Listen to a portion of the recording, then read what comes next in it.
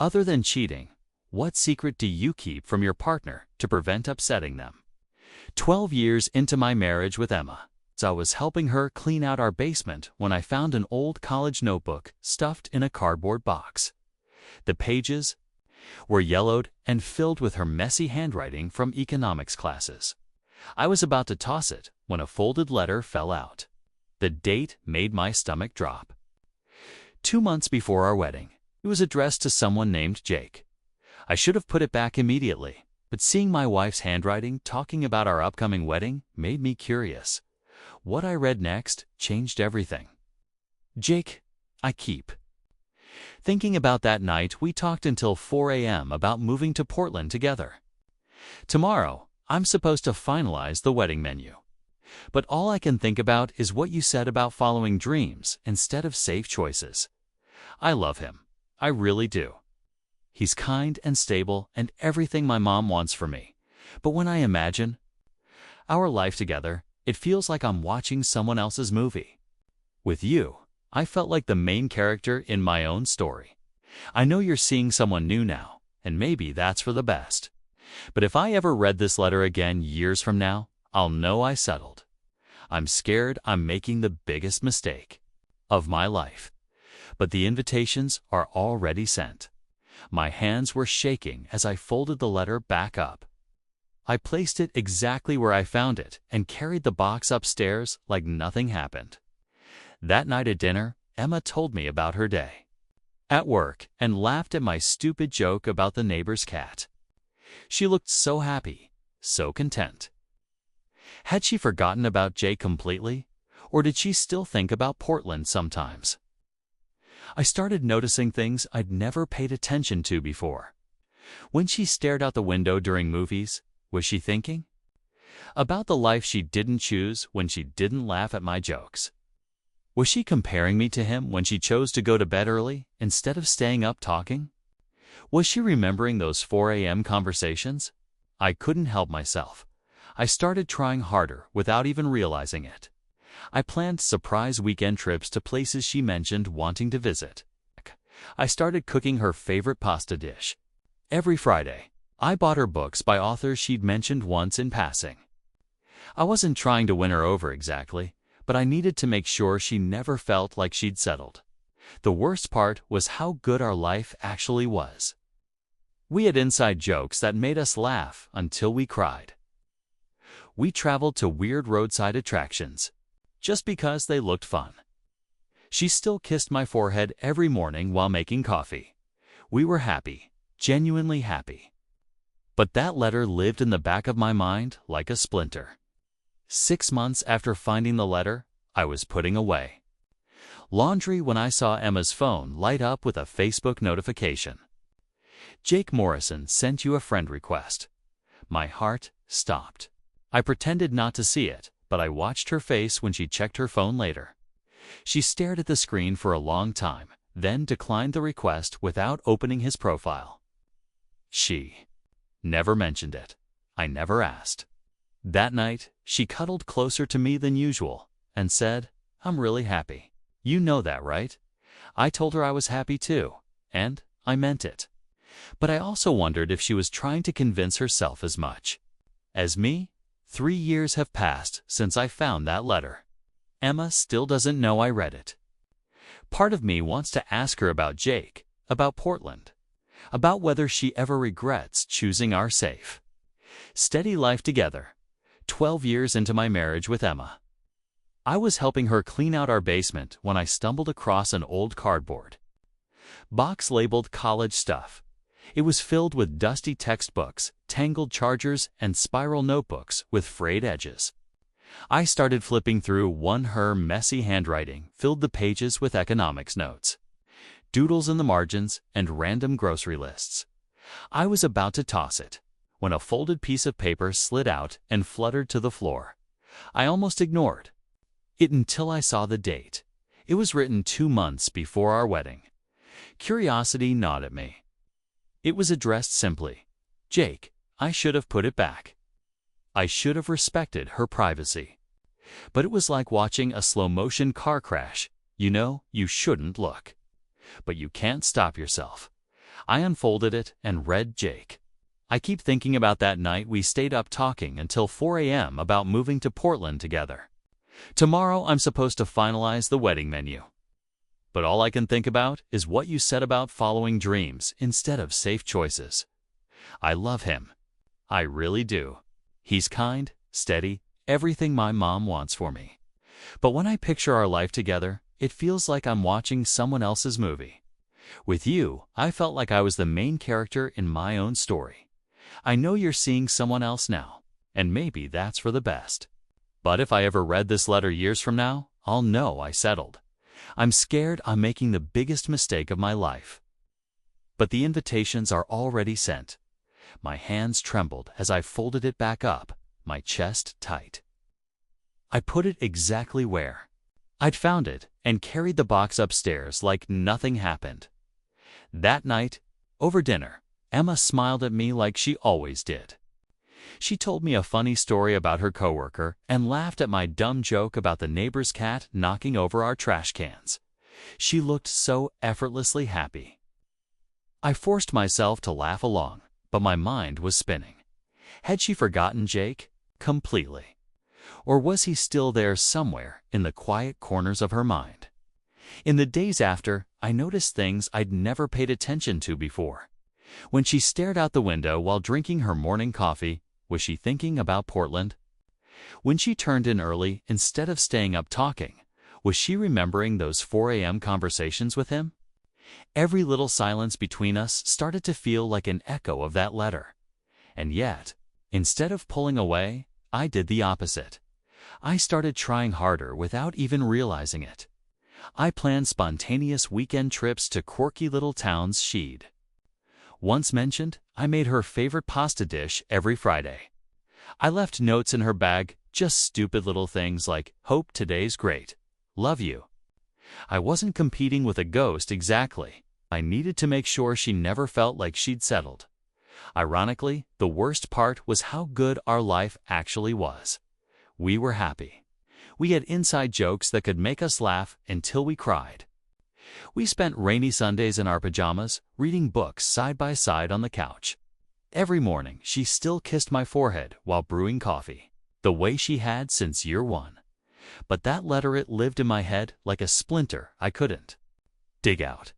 6 months later, I was folding laundry when Emma's phone buzzed on the nightstand. A notification lit up the screen. "Jake Morrison sent you a friend request." My heart dropped. I didn't say anything. I didn't even glance at her phone when she picked it up later.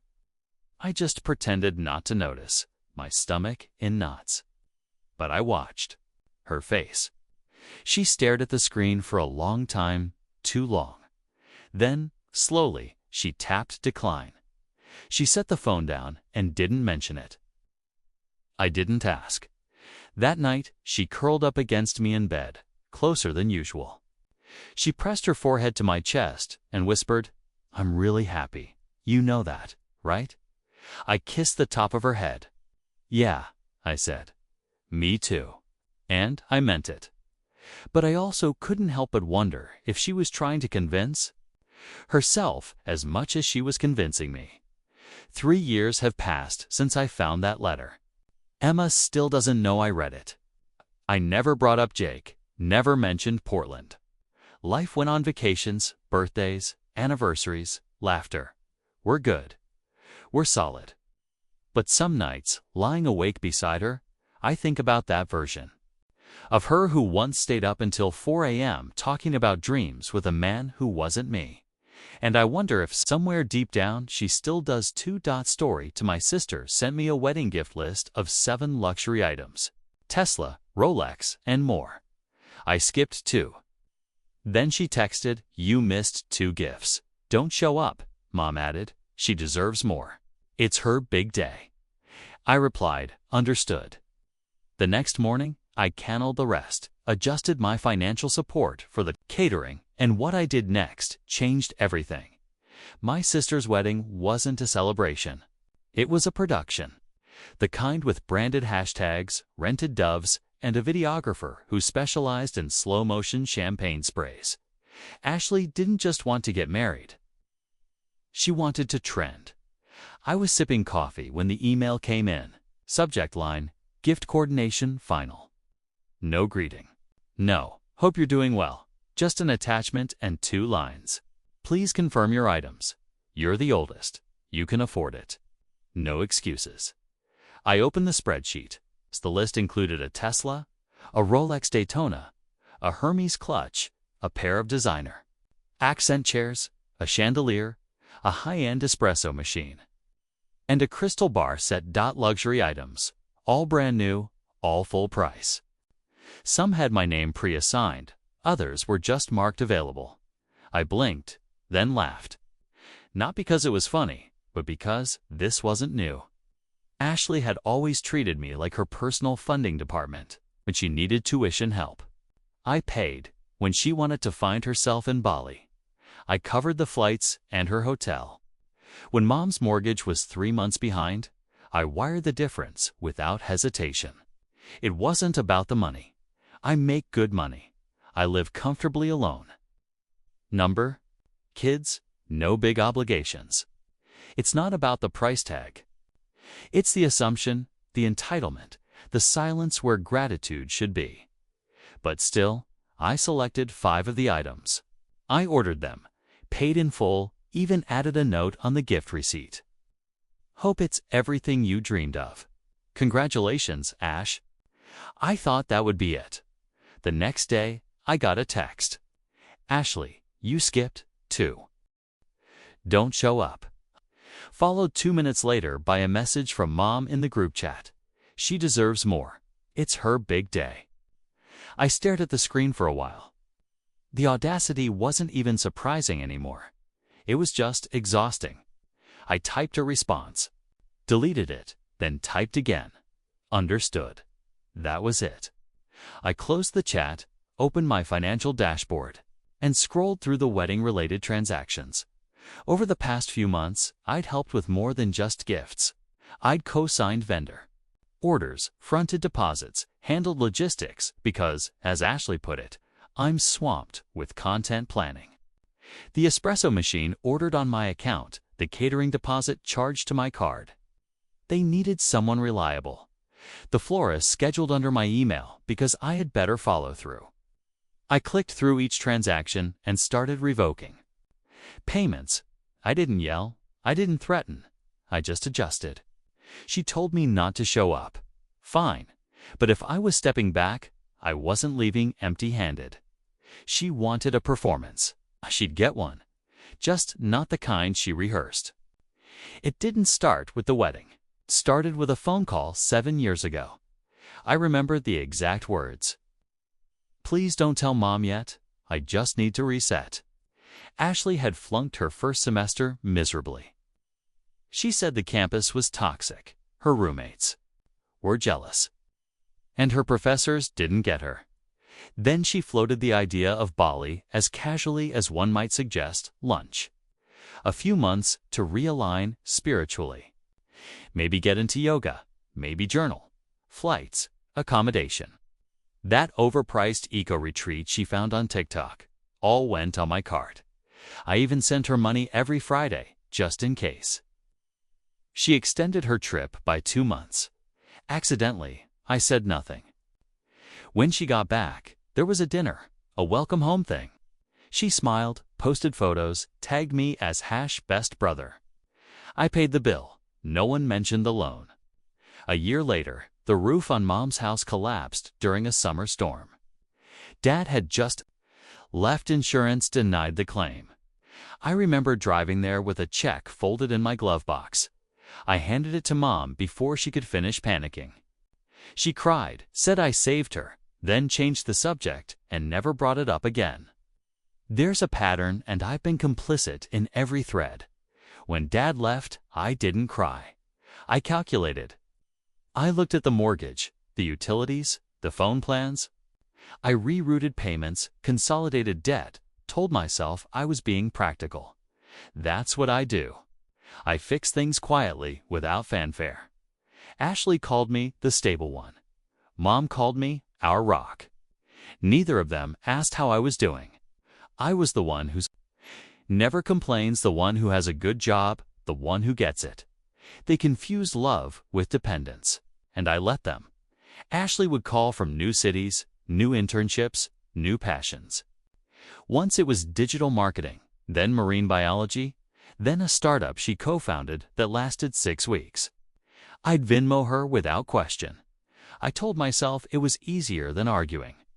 Then came the wedding. 2 months before the date, she texted me, "Hey, I'm swamped. Can you handle a few vendor convos? You're so much better at sounding professional." I said, yes. I didn't just handle them. I became the point of contact. I fronted deposits, wrote emails, smoothed timelines, all in the name of being helpful. There was no mention of repayment. There never is. Then came the list, a 7-item spreadsheet titled Gift Coordination, Tesla Model Y, Rolex Daytona, Hermes Clutch, Loewe Chairs, Lamar Zacco Machine, Baccara Bar Set, a designer chandelier next to my name. Items 1 to 5. Thank you.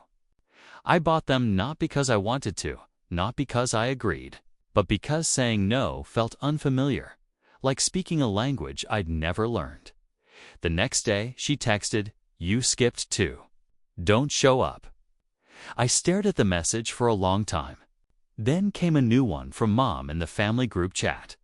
She deserves more. It's her big day. I didn't respond immediately. I sat there on the edge of my bed in silence. Then I typed, "Understood," and something inside me cracked. Not like glass, like silence breaking in a room where no one noticed you were present. I made espresso, poured 2 cups. Mike, my best friend since high school, was over. He saw my face. Before I said anything, "You okay?"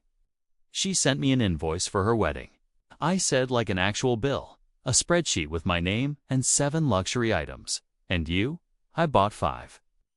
Mike paused, stirred his espresso, said, "If you were a bank, they'd at least say thank you." We didn't laugh, not this time. Later that evening, I opened my laptop, pulled up the vendor folder. Caterer, florist, decor, all still unpaid in full. Just deposits. Final balances marked. Due on wedding day. I remembered something else. Venue contract. She forwarded it to me weeks ago with a casual, "Can you look this over?" Too many big words. It listed me as secondary signer, so technically they didn't just depend on me. They relied on me, and now they told me not to come. They assumed I'd still show up, still swipe my card, still absorb the stress, like always. But I wasn't coming, and neither was my silence. I opened the contact list, started calling every vendor. The morning of the wedding arrived without ceremony. No texts, no calls, just silence.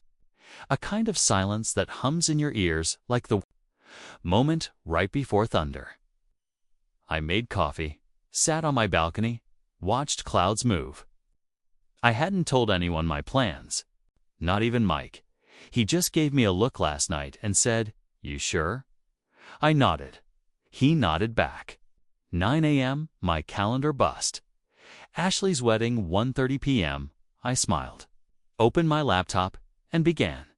First, Lobel Catering. The vendor I had prepaid 6 weeks. I go because Ashley had too much on her plate. Subject: revoked payment authorization. Body effective immediately.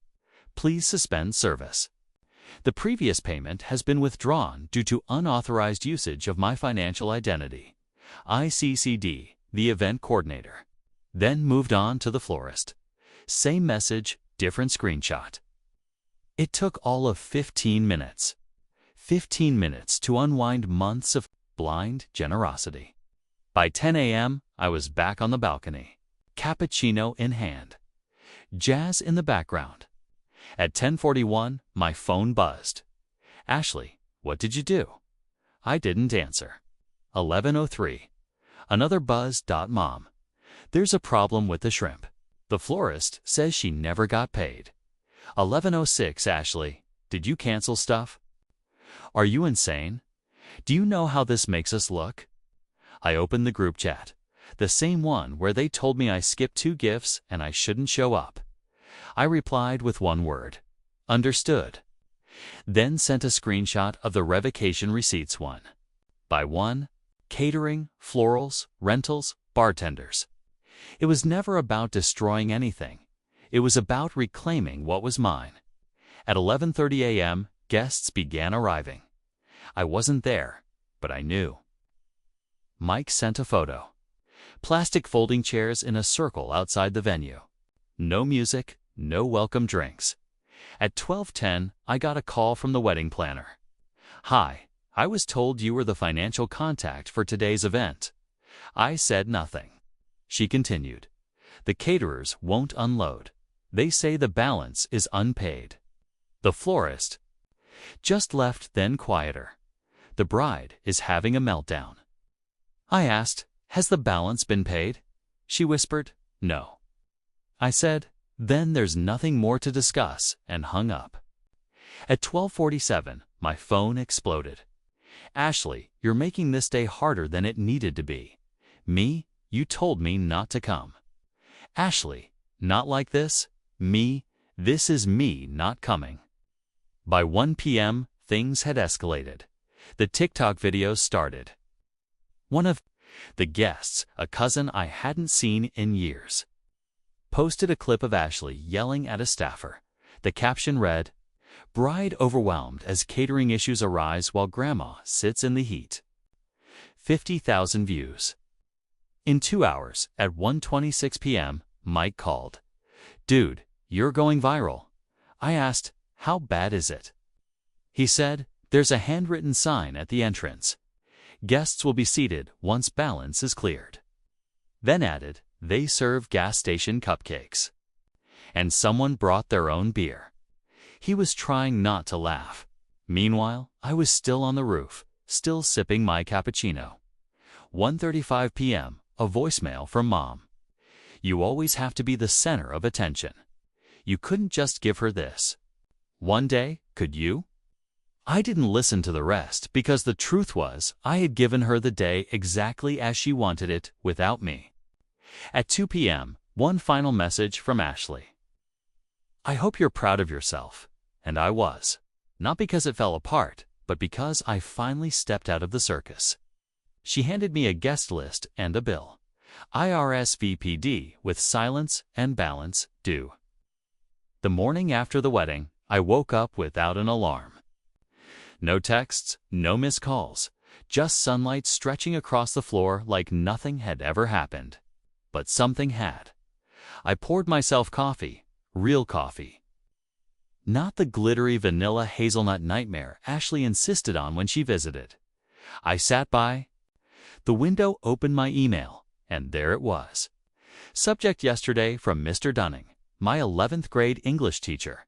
I don't know what happened, but I've never seen a bride scream about unpaid shrimp while guests sat on plastic chairs. I'm sorry you went through that, and I'm proud of you. I didn't know he was even invited. A second email pinged in from David, a cousin I hadn't spoken to in 4 years. "Dude, they replaced steak with sliders, plastic forks, and Ashley yelled at the violinist. Did you really pull the plug?" No emojis, no LOL, just that. I took a deep breath, opened Instagram. A handful of guests had posted filtered photos, tightly cropped, dim lighting, no wide shots of the venue. One post stood out. A short reel from the photographer's assistant, not meant to go public. It was raw, chaotic, honest. The clip showed the gift table, or what was supposed to be one, a folding table, 2 boxes, one already half open. The caption read, "The thank you corner," and then Ashley's voice in the background. "This is unacceptable. Where are the rest? Where's the baccarat bar set? The chairs? The bags?" Her new husband was holding his phone to his ear, whispering aggressively. A woman in a headset, probably the planner, kept saying, "This wasn't the agreement. We had a down payment." Then silence. Cut to black. No music, no overlay. Just real life. I closed Instagram. A few minutes later, my phone buzzed. Ashley, just her name. No message preview, just her name, like it carried weight. I hesitated, picked it up. "You put me in an impossible position," she said, not even waiting for a greeting. I stood up, walked to the balcony, looked out over the quiet city.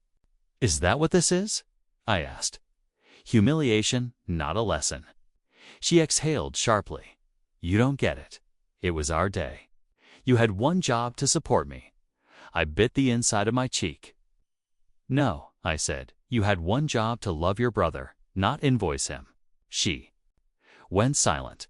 "Then I told you not to show up. You didn't. But you didn't have to sabotage us." "I didn't answer that," she continued. "Now people are talking. Mom cried all night.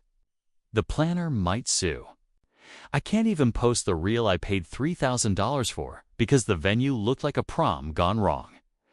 "That's not my fault," I said. Calm, controlled.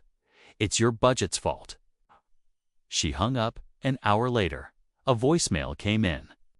"Mom," I played it on speaker. "You could have just sucked it up. It was one day, and you had to make it about you. She's your sister. You were supposed to give her everything.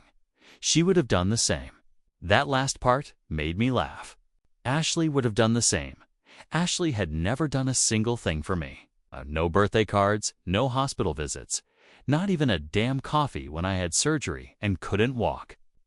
Everything had always flowed one way from me to them. And now that the faucet was off, they were shocked. I thought about replying about reminding Mom how I paid off her car loan when she lost her job. How I covered Ashley's rent for 2 years. How I said yes so many times I forgot how no even felt. But I didn't. I just archived the voicemail. Then my phone rang again. This time the caller ID made me pause. Dad, not Mom and Dad, just him. We hadn't spoken much since the divorce. He moved to Arizona, remarried, got into hiking. We talked once a year, maybe. I picked up, "Hello." He cleared his throat. "Hey, you got a minute?" "Sure, I heard about what happened," he said. "Your mom's been vocal." I didn't respond. "I'm not calling to fix anything," he added. "Just wanted to say it's about time someone stood up." I blinked. "What? You always carried." "Them," he said, and I let it happen. "I shouldn't have, but I'm proud of you." I swallowed hard. Silence stretched. "Thanks," I finally said. "That means more than you know." We didn't talk long after that. Just enough. When I hung up, I opened the group chat. The same one where Mom once sent bit emojis and Ashley dropped links to $800 shoes like they were memes. It was flooded. "Now you made a scene when we needed unity. Do you feel better? What kind of brother are you?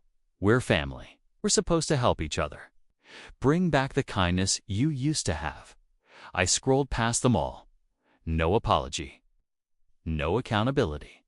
Just noise. I scrolled back up, saw the original message from Ashley. "You missed too. Don't show up." I long pressed the chat. Clicked mute, then archive. I didn't want to delete it. Not yet. Some lessons need to be remembered. Later that night, I got a final email from the catering company. A receipt. Final adjustment. Contract voided by primary contact. Refund processed. Balance outstanding. Please advise if any further communication is needed. I stared at the line. Primary contact, they met me. That was the problem all along. They all thought I was the primary contact, the provider, the buffer, the bank. But not anymore. I closed my laptop, looked out the window. No fireworks, no noise, just peace. 3 weeks later, an envelope slid into my mailbox with glitter on the seal and a faint scent of something expensive and unnecessary. Probably the same perfume. Ashley sprayed on the wedding invites. I already knew what it was before I opened it. Inside, a thank you for attending postcard. Gold-foiled custom font, a filtered photo of Ashley and her husband mid-spin on a barely lit dance floor. The edges blurred to hide the plastic chairs, the missing floral arrangements. The chaos that came after below the image printed in cursive. Thank you for being a part of our special day. We hope to see you again soon. I looked at the bottom. There was a list of names, a long scroll of guests and family. My name wasn't on it. There was just a gap, a literal blank space between two names. As if someone had pressed delete and moved on. I stared at it for a moment, then laughed loud. The kind of laugh that sits in your chest for weeks, waiting to be shaken loose. They erased me, not even out of spite, out of habit. As if I'd never been there at all. As if I hadn't paid for the food they tried to serve, the chairs that never arrived. The down payments, the deposits, the favors, the silent bailouts, as if I hadn't held that family up for a decade. They replaced my presence with white space. I put the card down, walked to the kitchen, made coffee. Sat down at the counter and opened my laptop. Typed 5 words into Google. Flights to Lisbon one way. Clicked the first link. Booked it, no hesitation. Window seat, no return date. 3 hours later, I was sitting at the gate with a backpack and nothing else. My apartment lease was up in a month. I didn't renew. Let them figure out the rest. The plane took off as the sun was setting, and for the first time in years, I didn't feel like I owed anyone anything. Lisbon was warm, quiet, forgiving. I stayed at a modest hotel at first. Not 5 stars, not a villa, just clean linen, strong. Wi-Fi and coffee that tasted like someone still cared. I found a small cafe on the 3rd morning. Ocean view, no line, no influencers taking photos of their brunch. Just me, my notebook, and silence. I sat there for hours, writing nothing, just watching. Then my phone vibrated. I let it sit on the table for a full minute before turning it over. Group chat family, the first message. Ashley had to sell her bag. Then she believes your actions affected the day. They're saying you never loved her. She told everyone you blacklisted her wedding. Then a photo came in. Ashley crying on a friend's couch, captioned grateful for real ones. The irony. I closed the chat and blocked the number. They could rewrite the story however they liked. Let them paint me as the villain, the ungrateful one, the troublemaker, the ghost. Because sometimes disappearing is louder than staying. I paid for the wedding they couldn't finish. Then I left them with a balance, emotional, financial, and otherwise. They wanted gifts. I gave them reflection. They wanted luxury. I gave them a mirror. They wanted a show. I gave them the silence that follows when the curtain falls. 2 weeks later, I got a letter forwarded from my old apartment. Plain envelope. No return address. Inside was a printout, a screenshot of Ashley's wedding registry, the original list, 7 gifts, 2 missing. And next to the unchecked boxes, in my handwriting from when I still considered participating, I had scribbled a note. Not to them, just to myself. Don't confuse obligation with love. I folded the paper, slid it back into the envelope, wrote 1 word on the back. RSVP declined. Final scene. I'm back at the cafe. The same table. Sunlight dancing on the rim of my coffee cup. A little girl at the next table points at me and asks her dad something in Portuguese. He smiles, shrugs. I smile back. Then my phone buzzes again. Ashley's number, this time no name, just the digits. I let it ring. Let it keep ringing until it stopped. Then turned the phone off. Set it down and whispered, "Not today." Ending monologue. She wanted a Rolex. I gave her a reminder. She wanted a car. I gave her control. She wanted a show. I gave her a lesson. But what I gave myself was peace. The screen fades to black dot. No music, no noise. Just the sound of ocean waves. and a man sipping coffee, finally uninvited from the chaos he never truly belonged to. Now, I have to ask you something. Was I wrong? I didn't scream. I didn't expose anyone. I just stopped playing along. They sent me a list, not an invitation. They made it clear I was a wallet, not a brother. So I replied, understood. And I meant it. Would you have done the same? Would you have still shown up smiling, pretending everything was fine? Or would? You have drawn a line. Be honest. 'Cause I've been wondering, was this strength or just finally giving up?